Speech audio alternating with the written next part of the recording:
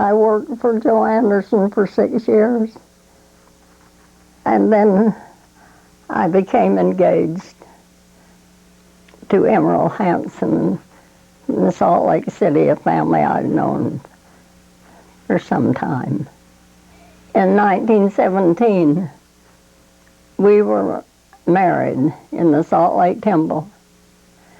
I don't think he was worthy of it. I don't think his brother was worried, but I'll tell you why we happened to be marrying at that time.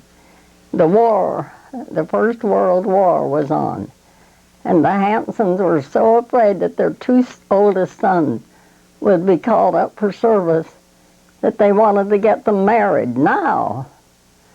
It seemed as if it didn't matter to whom, but the older one of the two had been going occasionally with his betrothed.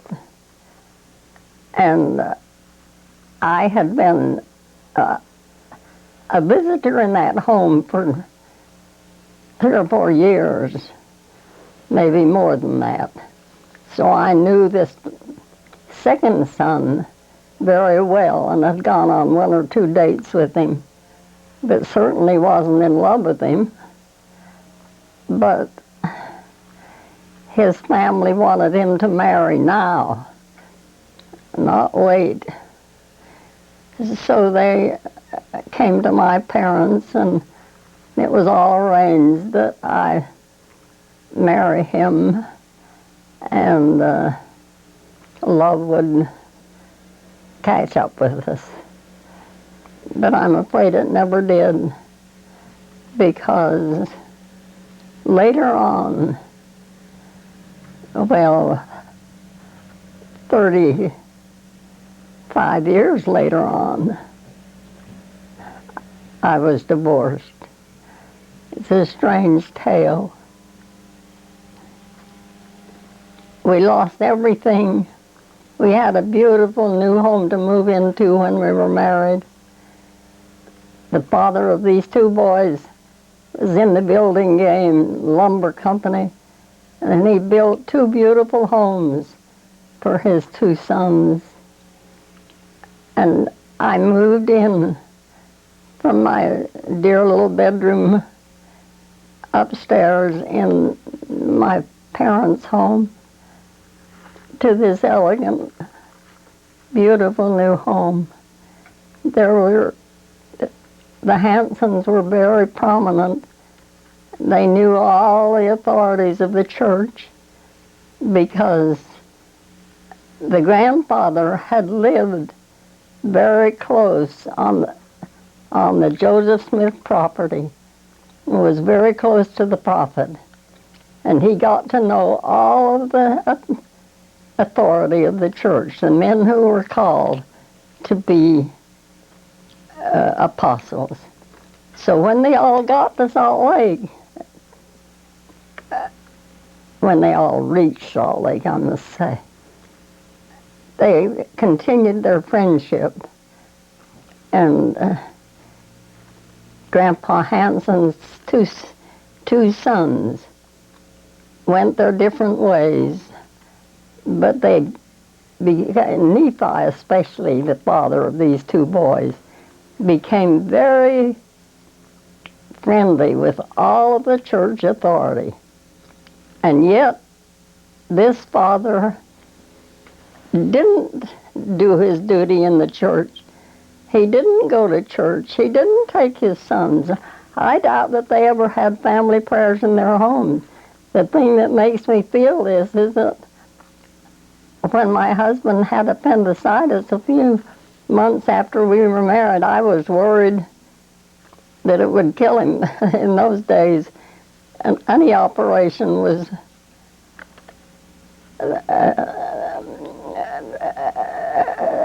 very disastrous, it seemed to me. But when we got home from the hospital, they took me to the hospital to see him. And when we arrived home, they had invited me to stay at their house that night. But they didn't say a word about having prayers for him. And this shocked me.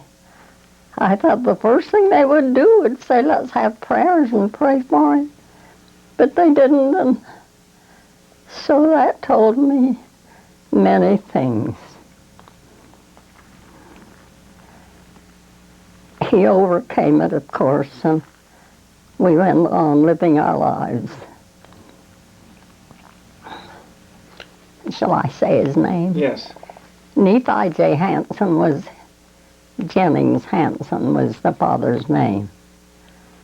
And it was a strange thing. There were two boys who belonged to this grandpa, and Nephi became very friendly with all the general authority. How they loved him because of his personality. He was loved by everybody. He had a charming personality. And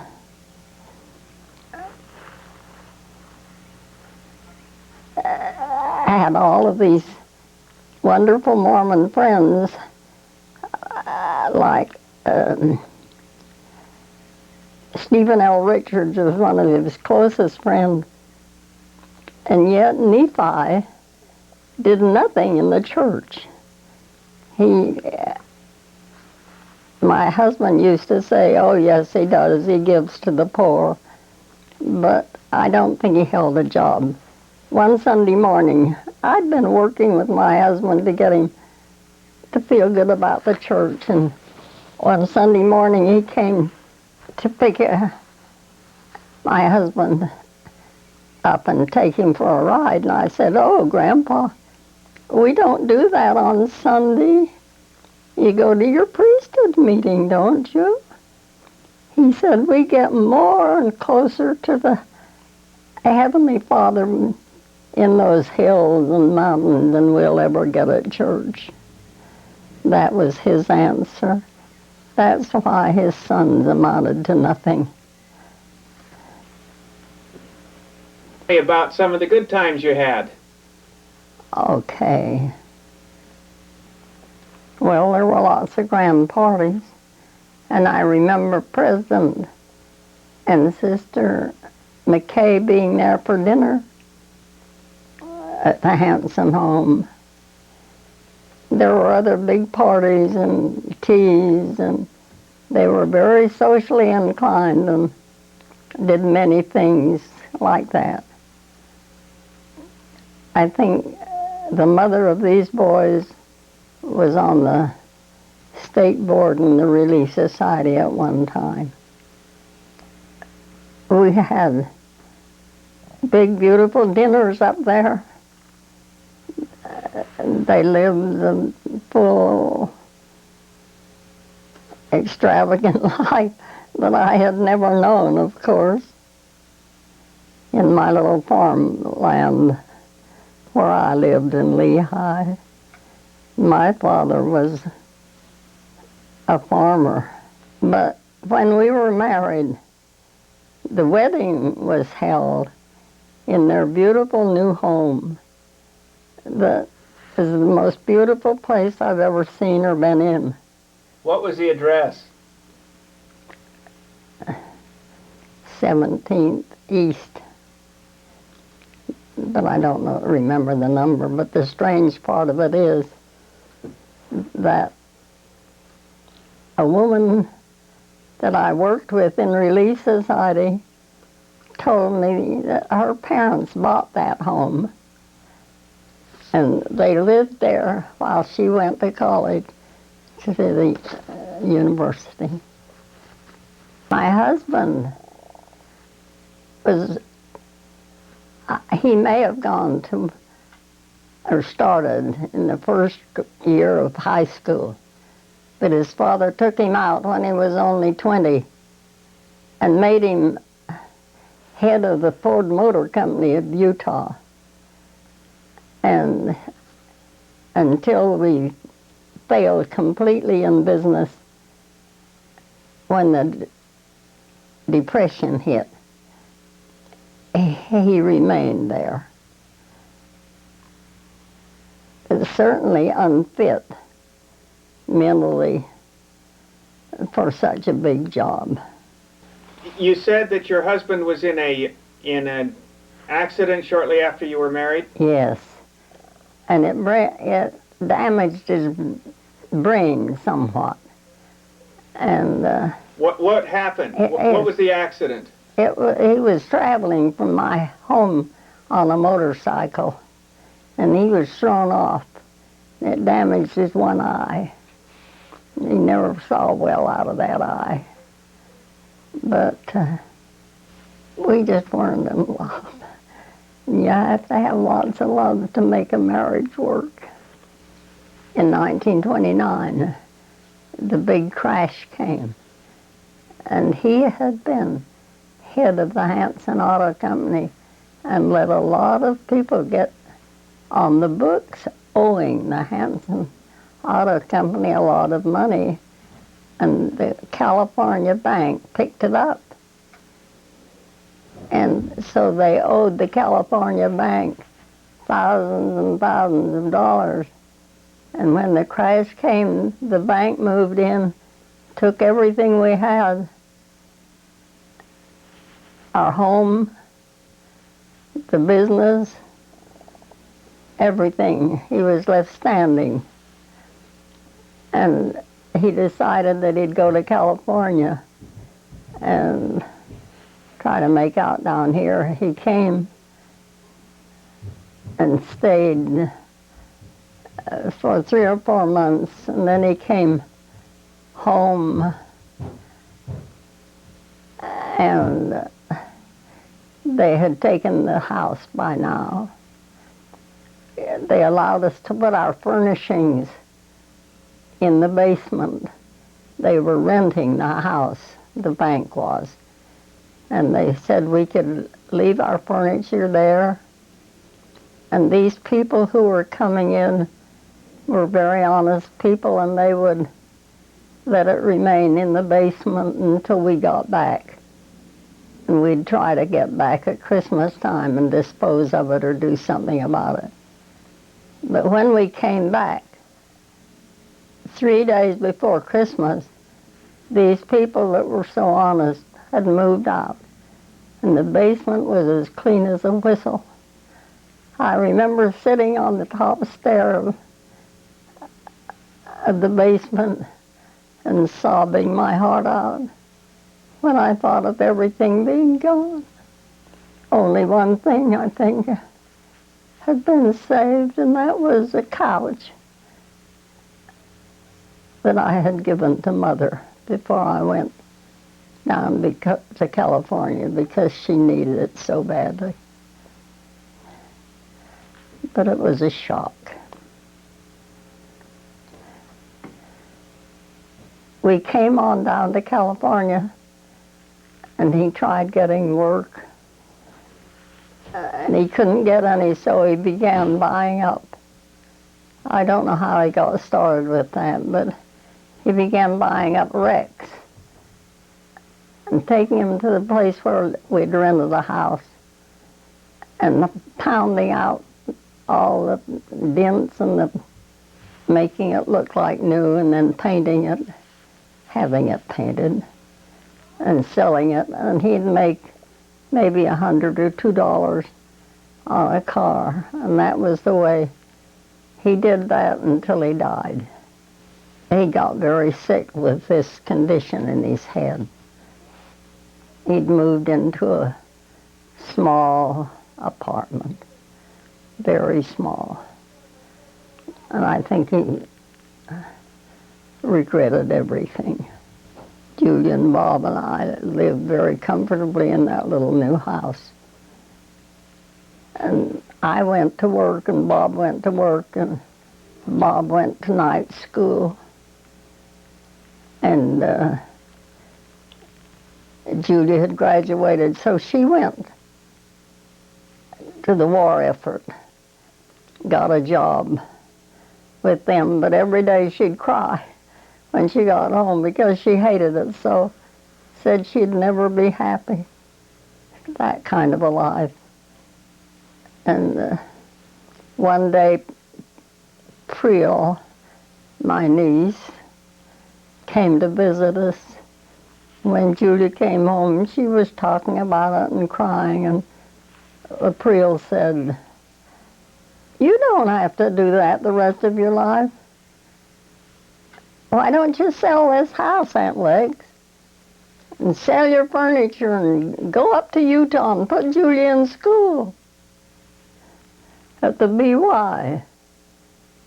You could get a job up there of some kind. You have friends there."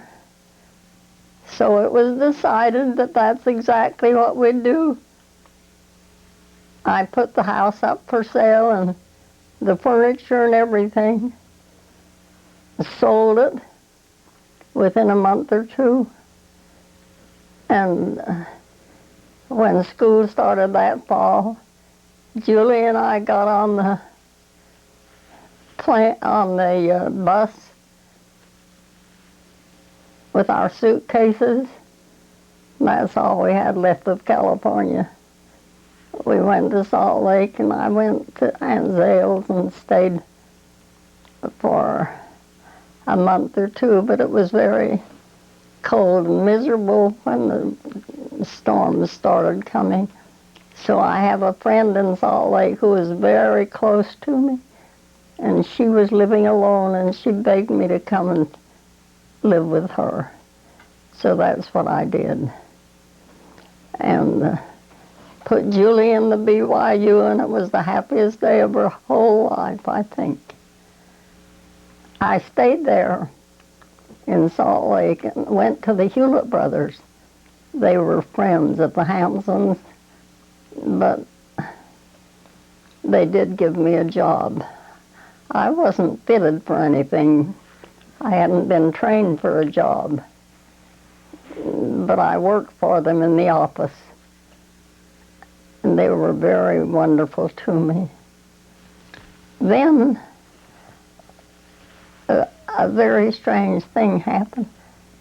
Bob came home. Oh, I didn't tell you perhaps that Bob had gone to war for over 4 years before.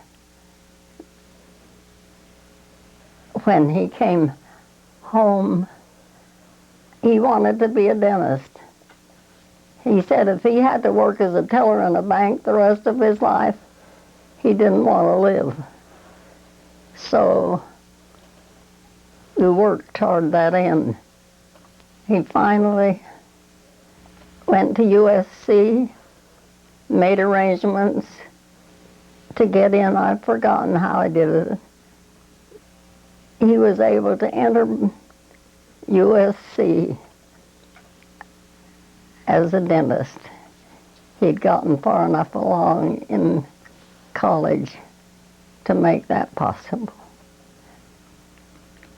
One night, while I was working for these people, 9 o'clock, he called me and said, "Mother, could you borrow $500 for me? I can get going in business.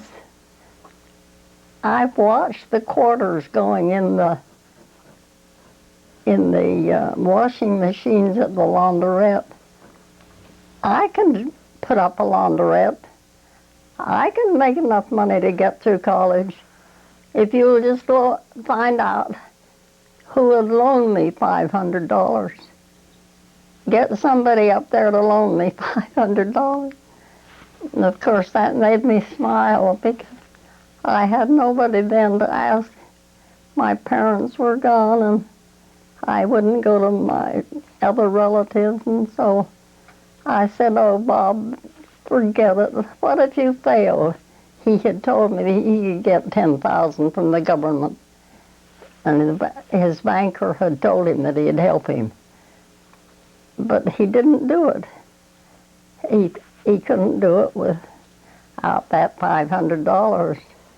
And he hung up the phone in a very discontented way. So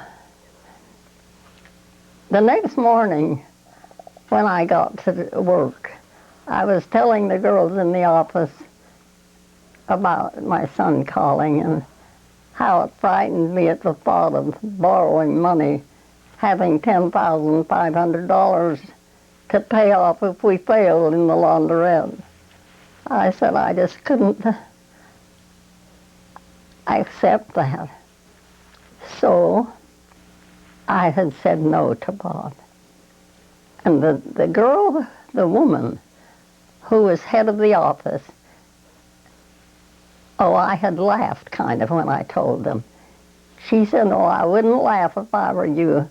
It's the only decent thing that's been said about this condition in the United States of America.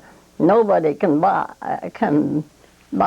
a washing machine. People are washing in their toilets and in their dishpans and wherever they can get a little water. They're doing their washings. And that's a mighty wonderful thing." And she said, "Listen, I'll loan you $500. I've got it, and we'll go down to the bank at noon." And I said, "Oh, but I don't have any security." I didn't want to get into trouble. And she said, "You have plenty of security. You have Bob, you have Julie, and you have you. That's enough for me." She said, "We'll meet right here and go down to the bank after lunch." She went down and got a check for $500, put it in the mail.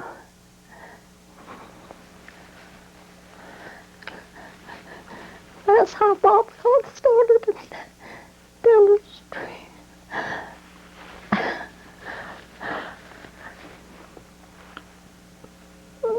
But it's just been a struggle like that for me all my life.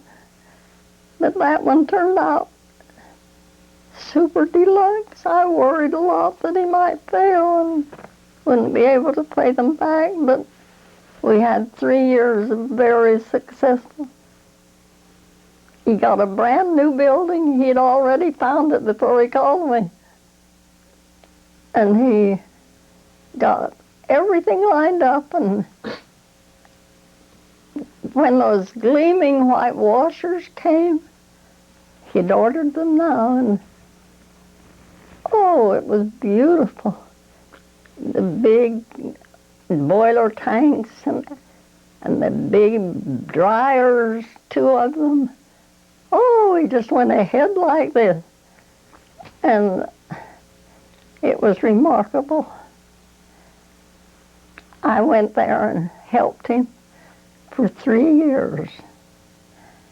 And the place paid off. When he graduated, Laureen and France, my sister and her husband, said, "We'd like to buy that place." And we sold it to them and made $16,000 on the deal. And he was able to buy all of his equipment, and he went to a place where a dentist had just died, and he had quite new stuff, but it was still used, and Bob got the whole thing for very much less. But he'd been paying his tithing all the time. He was in the Army. The Lord helped us. But that's how Bob got going in dentistry. You know, this may be a little bit interesting. He had to have a certain class. And the registrar said to him, "I'm sorry, I can't allow you to take this course unless you can get this other class." She said, "There's a lot of fellows out there." Bob said there were dozens of them waiting to get in the university. And he went out and talked to them and got 12 fellows. They had to have 12. He got 12 fellows to take that course so he could get it. And he did. And he went through it, came out of it, and graduated. and ran the laundrette. He'd come with his friend 4 o'clock in the afternoon and stay till 8 or 9 o'clock. Sometimes on Saturday, it'd be 10 or 11 o'clock, and they'd still be washing in there. But he just did an excellent job and got through dentistry and got the laundrette paid off. And Laureen and France, my sister and her husband, wanted it, and we wanted to get out of it, so they paid us for it. And 16,000, and he gave me part of that and went ahead with the rest. And that's quite remarkable, don't you think? And of course then he married Mary Jane, and then he wanted to know where he should begin his practice. And I said, Bob, don't think about Los Angeles. Get in a community where there's community spirit, and it's a nice place to live and all. So he decided to go to La Canada, and that's where he went, and he practiced 30 years or 35. And then he sold it to this very fine Oriental man. I just love him. Clarence and everybody who did go to Bob have continued to go to him. Isn't that remarkable? And they fixed up the interior so that it looks Oriental, and it's just beautiful. Well, in the meantime, Bob kind of got away from the church a little. And that's been regrettable, but he's back in now and doing a good job. And he's president of the High Priest Quorum, and I'm very thrilled and thankful. Those years in California were very, very hard. Sometimes we couldn't pay our rent, and I'd have to go and beg them, the owners of the house, to stay with it till he got the car sold that he'd been working on. Our gas was turned off, and he had some kind of trouble with the man he worked for, and that fellow called a policeman, and they put him in jail for all night. And he wasn't guilty of anything, only trying to pay the man. That's something he didn't have. But anyway, that was a terrible experience for the whole family. We'll never forget it.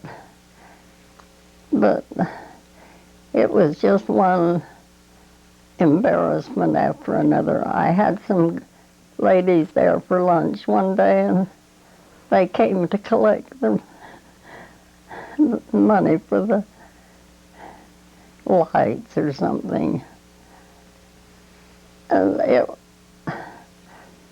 I guess I'm too proud, but it just about killed me to have them know that we were that poor. But that was just a very frequent occurrence, things like that. So it was a very hard life raising the children in California. But they both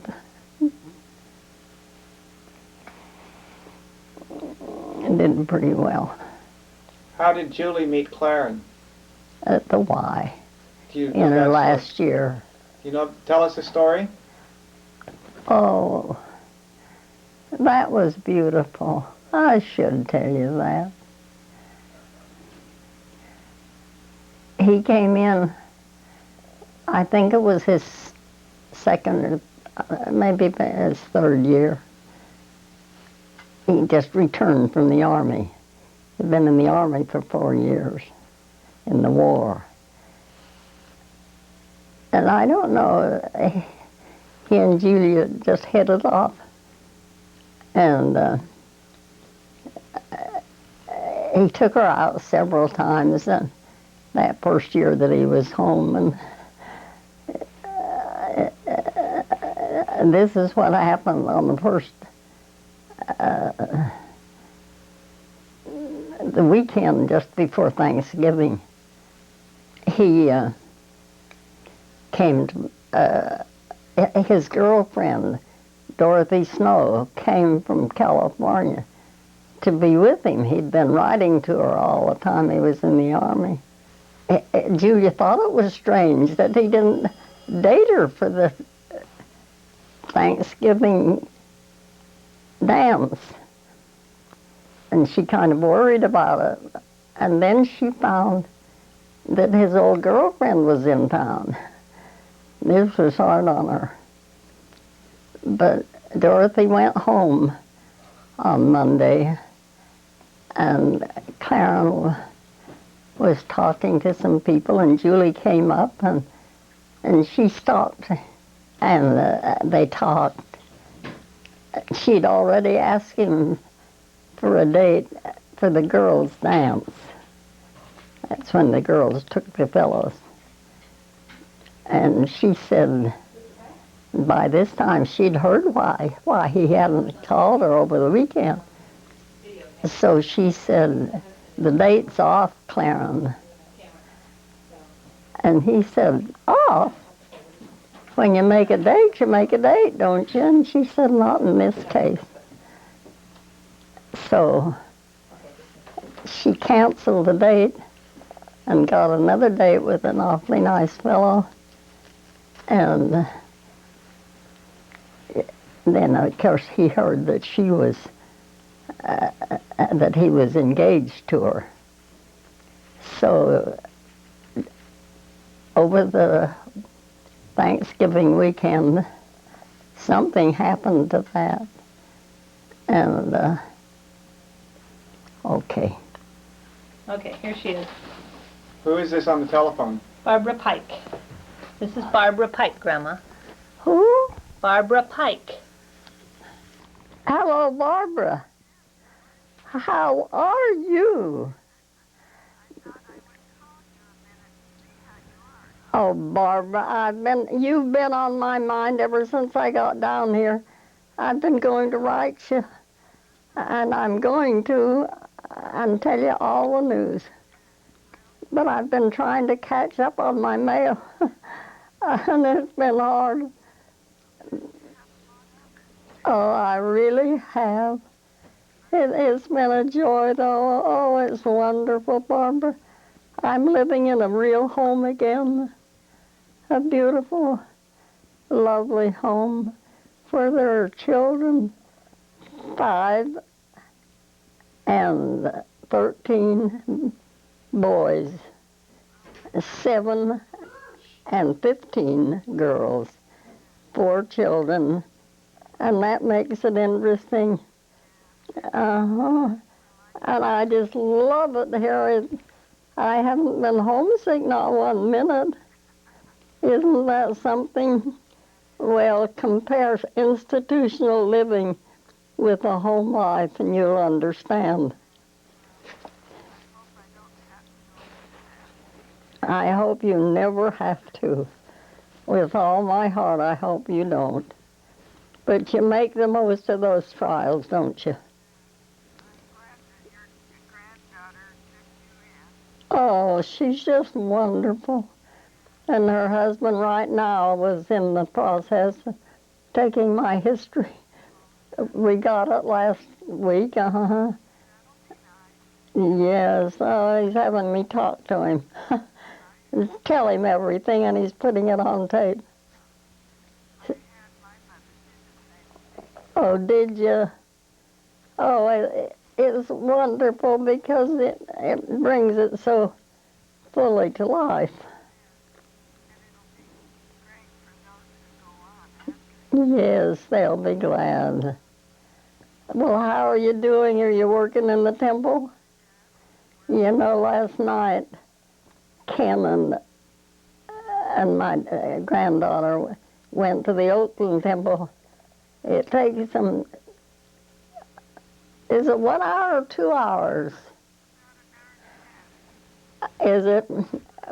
Well, from this point, and they went and did a session last night.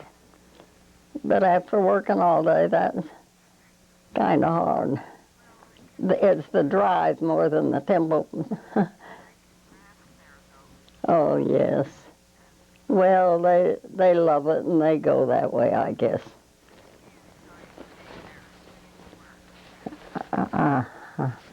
How have you been?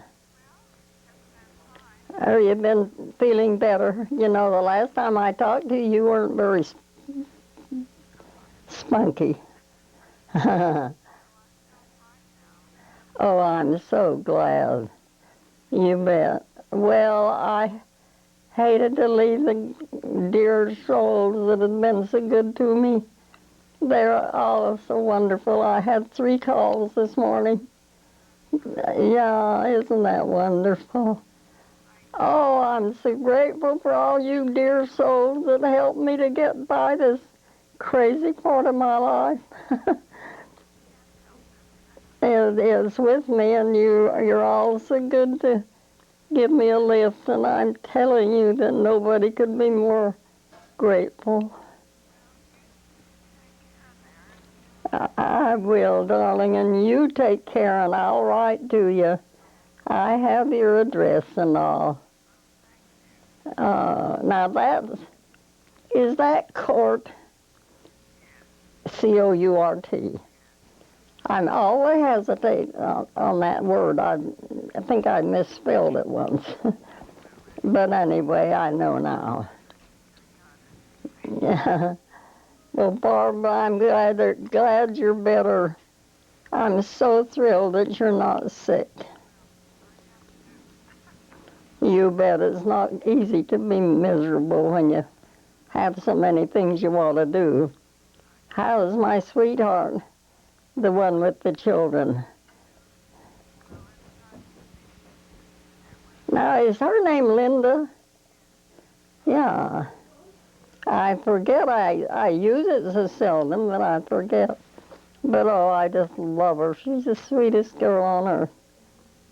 Yes, she really is. She was so good. I remember she brought her husband to be over to meet me, and she just was thoughtful, that's all. Yes, I'll say. Are they all fine? Have any of them married yet? How old are they? I'm 16. Think of that. We have a 15er here. Mm-hmm. Well, thanks for calling me. How sweet it is for you to do that. They have to... Oh, I wish you would write me a note. I'll write to you. Thanks a million, darling, for calling me. And you take care now. Okay, and thank you, dear, and goodbye.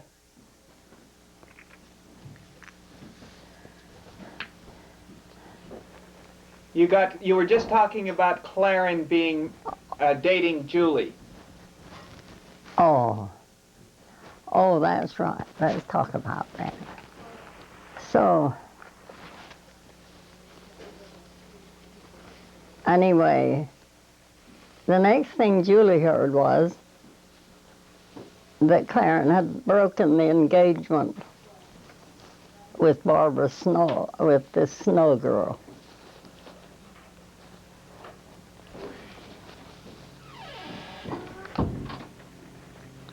And he came back to Julie and said it was all over, and they started going together again. But it was a happy thing, only that he left the BYU then and went to Northwestern. And they corresponded. But Clarence was very reticent about talking of marriage, and Julia was 23 or 4 years old, and she was anxious, I know. But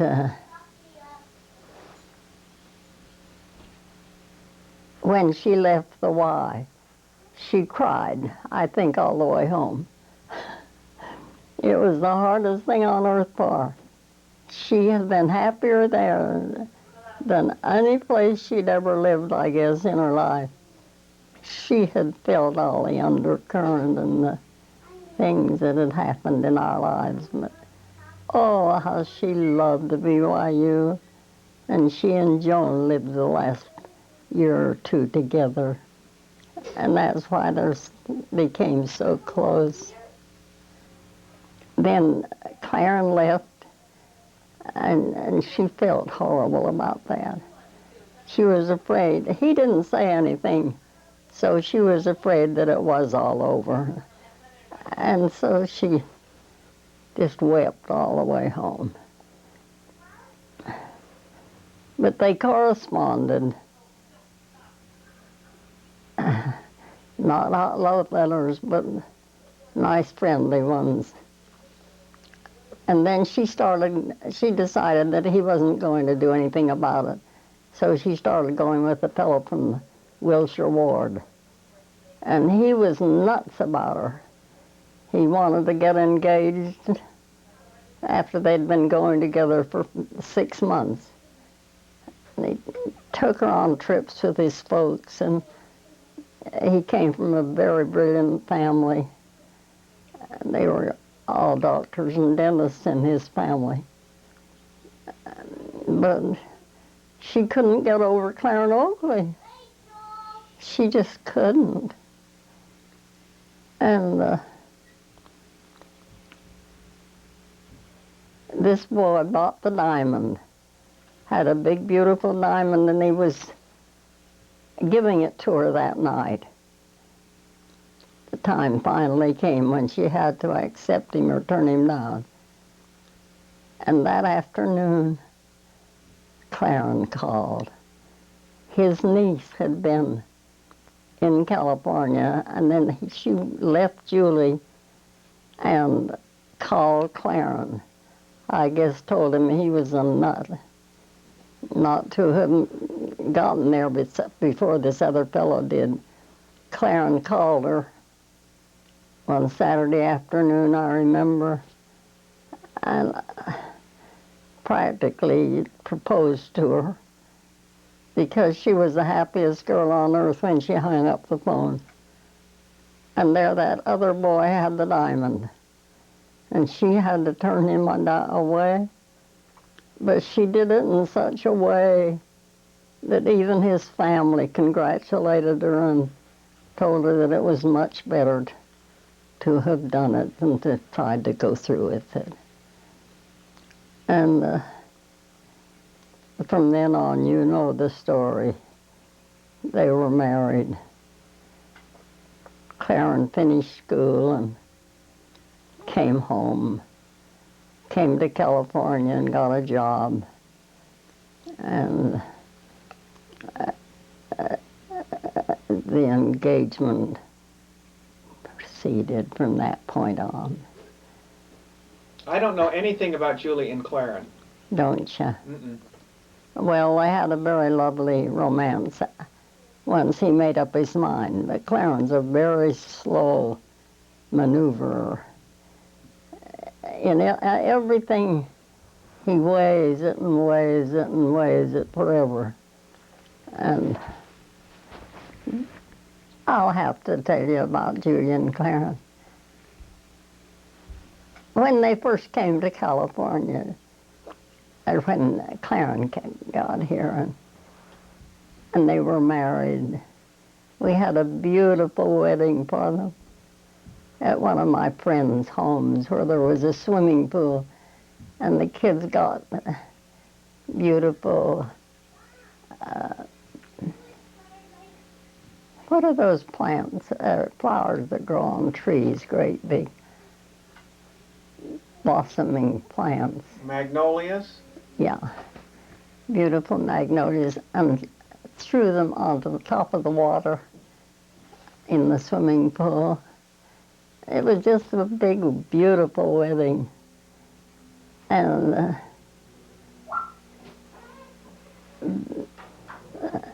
then the first thing that Julie did was go to the bishop of the ward that they moved into. And she said, you know, Bishop, Clarence is gregarious and he loves people, but he isn't religious. He's never been taught to be. Give him a job. She went to 3 bishops and said the same thing before they settled in their home. But they did, and I'll never forget, one night they pounded on my front door in my apartment. And, oh, they were both smiling and thrilled, and Clarence had been asked to be president of the elders' quorum. And then the next time that happened, he'd been asked to be a counselor to the bishop. And then he was that for 3 years. And then they called him to be the bishop, and he was that for 5 years. So he was in the bishopric for 8 years, and he was in the stake presidency for 7 or 8 years. And he's been busy with church jobs ever since. So I guess her going to the bishop and saying, give him a job,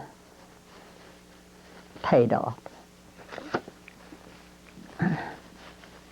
Because he's been loyal and true to the church even now.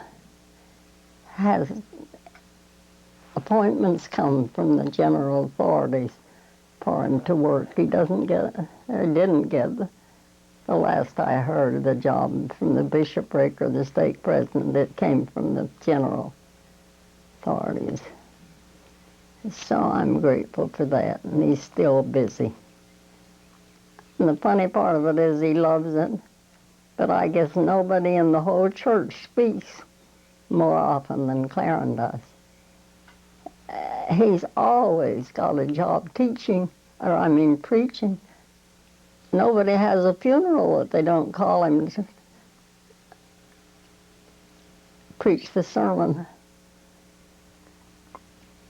And I think he enjoys it, to tell you the truth. Anyway, he does a good enough job that they keep calling him. And he's been very good to me, and I'm thankful for that. He's good to his family. There's nobody in the world more loyal than Clarence. And Julia told me he would be. She said, Mother, that's his strongest point. He's the most loyal person on earth. And I have surely proven him to be so. Love him very much. So in 1950, when Julie and Clarence were married, after the wedding, they left for Europe. Clarence said, if you'll pay one or the other, either the expenses or for the trip. So she paid one and he paid the other, and they both worked. She taught school. When they came home, they moved into a little new house and lived there for a while, for 3 years. And then she decided that she wanted a new home. So she went down to the mutual savings to the president and told him that she had this job teaching school, and that, well, she didn't teach school, she taught parents she was a speech therapist, and loved every minute of it, I think. But they got along well and paid off, or started to pay off the little home they'd moved into up in Pasadena. And then she got the idea that she could build a home. So she went and talked to this man. And he said, you ought to go ahead if she thought she could do it. So she borrowed enough money to build the house Clarence still lives in. And Clarence didn't do one single thing that I know of. He may have signed papers, but I don't know. But she built that house herself. She said she put millions of telephone calls into that job.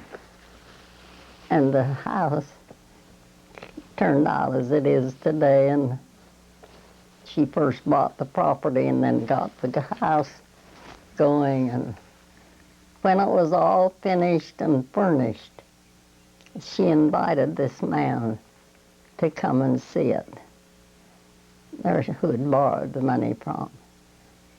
And he said, Mrs. Oakley, if you ever want a job, see me. And so that was a compliment, wasn't it? He was pleased with her efforts. And I guess it's been paid off a long time. So the house is Clarence. And I think he'll live there till he dies.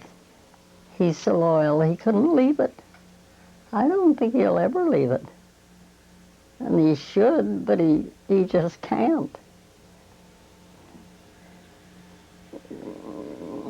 But oh, he's so loyal to me. The other day, a package came, and it was a robe that he said was hanging in one end of the closet. And he didn't know who it belonged to, or if it was Julie's or not, but he sent it. And he's written to me a number of times since I've been here, because he thinks I'm homesick, you see. And I've never been happier, or never been less homesick in my life than I've been right in this little beautiful room that you changed from a dining room to a bedroom just for me, and I'll never forget it. I'll take that memory into heaven. It's been the loveliest, most wonderful experience, and I'm so thankful for it. I love being here with the children. I love looking out at your backyard. I love these big windows, doors really, glass doors. I just love everything. And so how could I be homesick? I haven't been. I've been glad to be here, happy. I love Sue and Ken with all my heart and soul. Nobody could have been more generous or more loving and kind. And right now, he's helping me to get this record.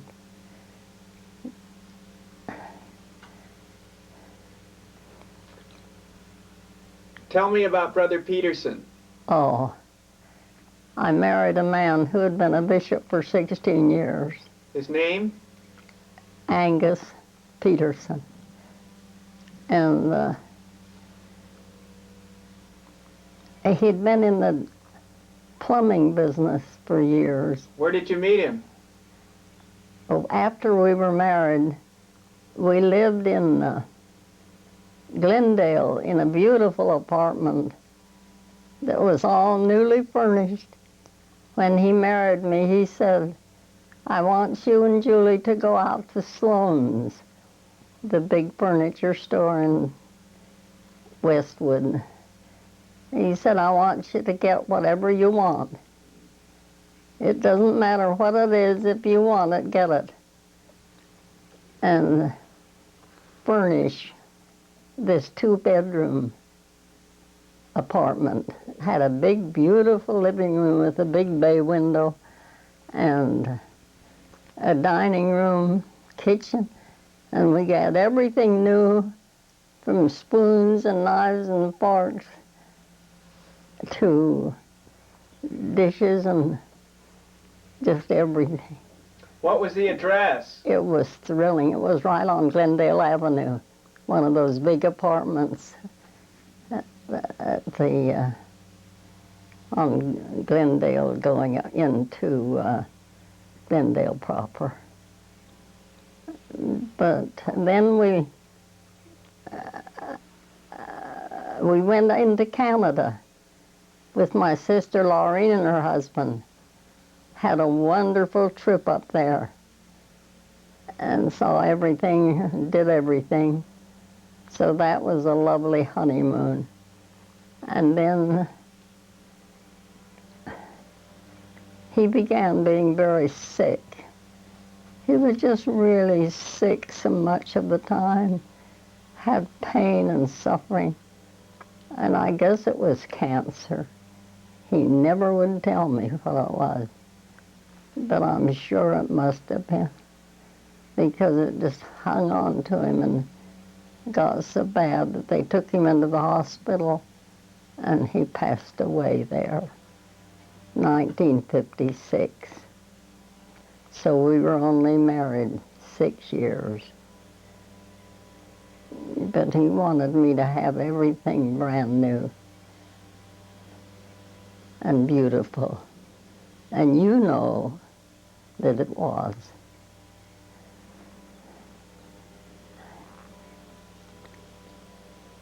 But since that time, I moved into an apartment. When he passed on, I came back to Pasadena, and I'd been living in Studio City. We'd moved over there. And while we were in Studio City, you see, it was his headquarters for his business. He had men working for him all the time. And so it was better to be closer. So we went over there, and I was asked to be secretary of the Relief Society, and then 2 years later, I was made president of the Relief Society in that ward. And that was a joy, because I had 2 of the most wonderful girls in the ward as my counselors. I was very selfish and pecunious, I guess. I wanted the very best because I felt my inabilities to such an extent that I knew if I had good counselors, they would give me a lift. And they did, and they deserved the credit for any success we may have had.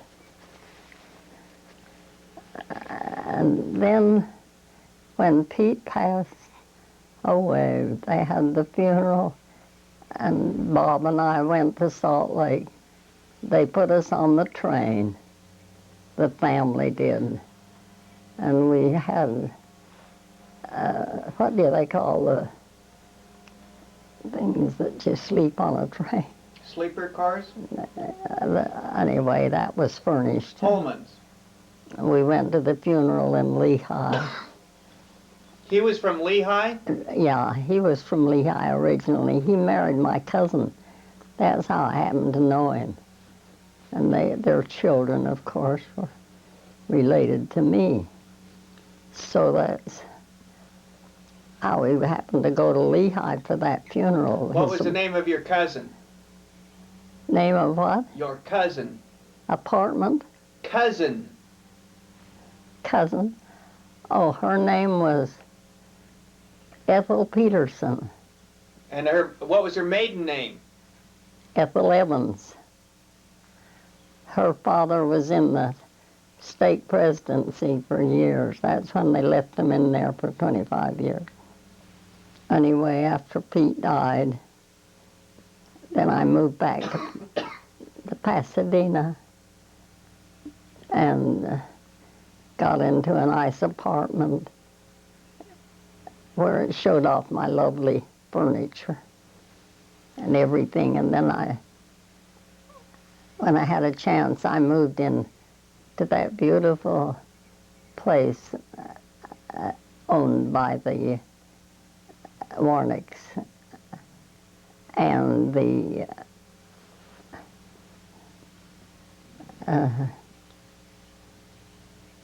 well, In Pasadena or Sierra Madre? and they lived in Sierra Madre. These apartments were in Sierra Madre. Yes, and the two families. It was like a court in the center with one family on one side and one on the other, and flower gardens up through the middle.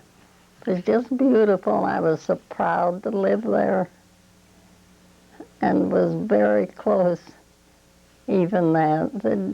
Did you have a garage for your car? What? Did you have a car? Yes, I've always had a car. Pete bought me a brand new Oldsmobile when we were married, and that was my car. So I had a car and kept it until Bob, I had an accident, and Bob said, "No more driving, Mother, no more." So he took it away from me, and I didn't have one after that. I guess I was there for 6 or 8 years. It was a grand relationship. Oh, the Warnicks were wonderful. And these other people, the Nielsen's on the other side.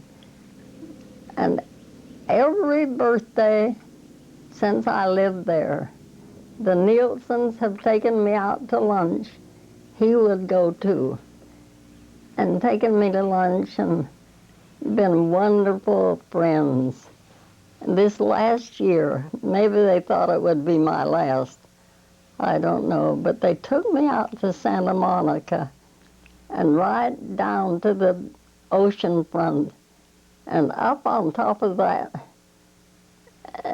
the big rising above the ocean, where there were elegant homes and all way up the pier.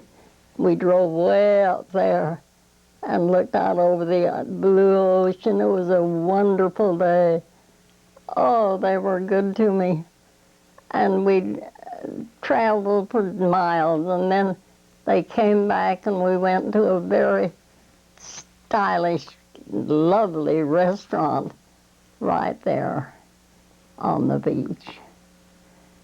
Now, there aren't very many people who do that to an old 95er, are there?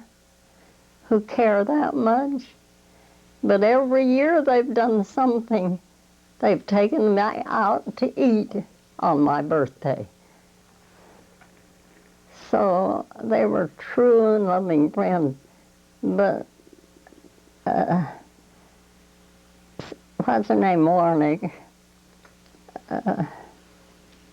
Oh, for heaven's sakes. Clarice Warnick passed away not too long after I moved there. So I didn't get to know her like I know this people. But it's been wonderful, Ken. And I've had such joy this last few years that I can't complain about my life anymore. And then when Susan married you, and oh, everything's just made me so happy that I have no regrets. It's all, anything unpleasant I might have had has proven to be a blessing. So I can't complain about anything. I'm just so thankful for it all. now I want to rest for a little while. I'm too tired to think.